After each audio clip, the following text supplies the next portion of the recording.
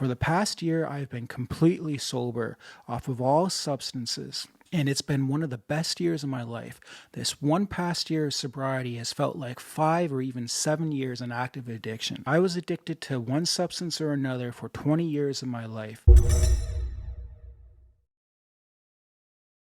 How to find purpose as a recovering addict is a daunting task, but it is crucial to your success in recovery.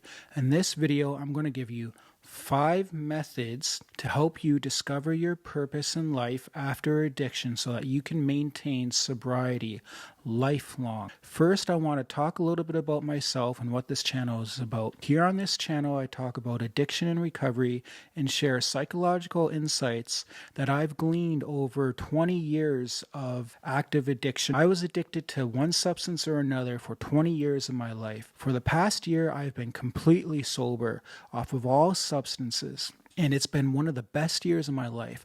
This one past year of sobriety has felt like 5 or even 7 years in active addiction.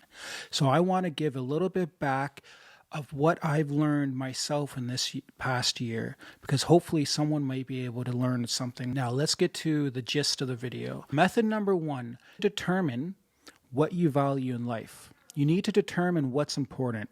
So what do you find important in your life that draws you forward? That's what you want to focus on. And you also want to determine what you value in life.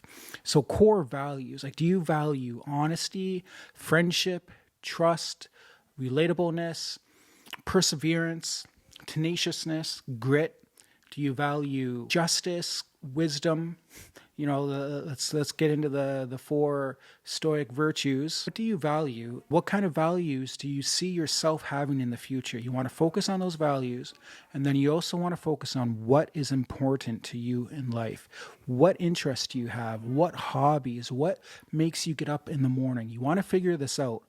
Just write out a list of the 5 most important things, 5 hobbies that you might want to partake in, or the 5 interests that draw you. So the second method here is, after you've determined your values and what's important to you in life and figured out your interests, you want to craft a vision. You're going to want to craft a vision around your values and what you've determined to be important. And this will be like an overarching narrative or a meta-narrative of how you want your life to play out from here on out. So from here until your deathbed or even beyond, how do you want your life to look like? What do you want your life to look like? So you have to recognize the gap between where you are now and where you want to be in the future. Envision it. Envision your future self. Envision your perfect life. Envision where you want to be, what you want to have, who you want to have. Make it a vision. And then you want to work towards bringing that vision to reality. Method number 3, planning. You want to devise a long-term plan. This can start off as a simple 6-month plan to a year-long plan, 3-year-long plan, and a 5-year-long plan. Have a multi-scale plan of bringing your vision to reality. So you want to have your overarching vision, that upward aim that will draw you forward in life. And then you want to see the steps in between from where you are now to where you want to be up here. You want to know the rungs on the ladder, the steps to get there, right?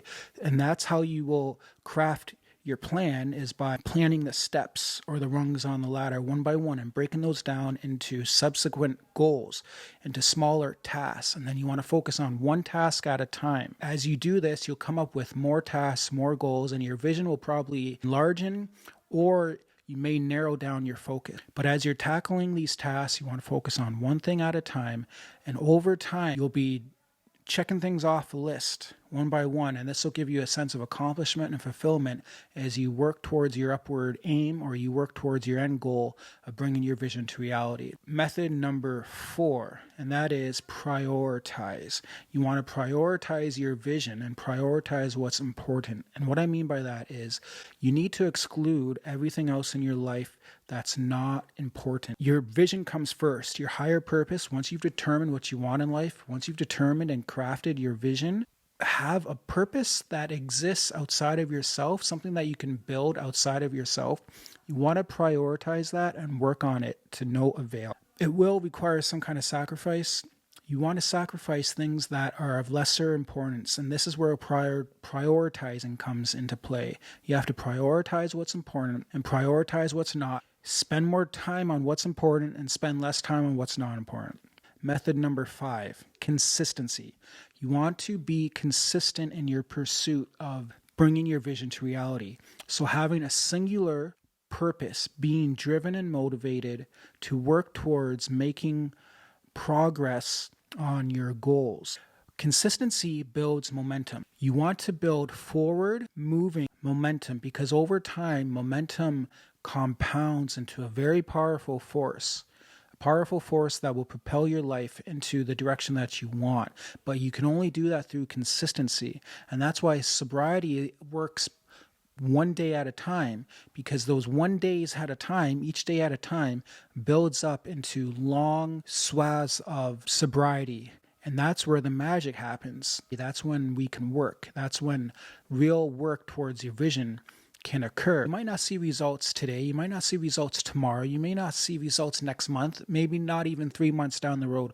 But 6 months from now, a year from now, yes, 3 years from now, if you're consistent, you're going to see results. Now, there's a saying that we tend to overestimate what we can accomplish within a year, but we tend to underestimate what we can accomplish in 5 years.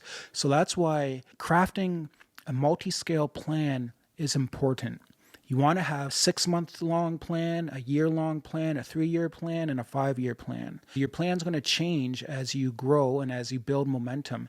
And you want to be able to mark things off your checklist because this will naturally give you a fulfillment in life that was missing in active addiction, right? The substances and alcohol fills a void. So when you take those substances away, the void is still there. Well, you got to find something to fill that void.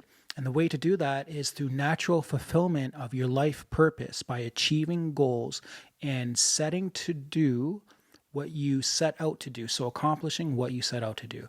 I hope this finds you well. Take care.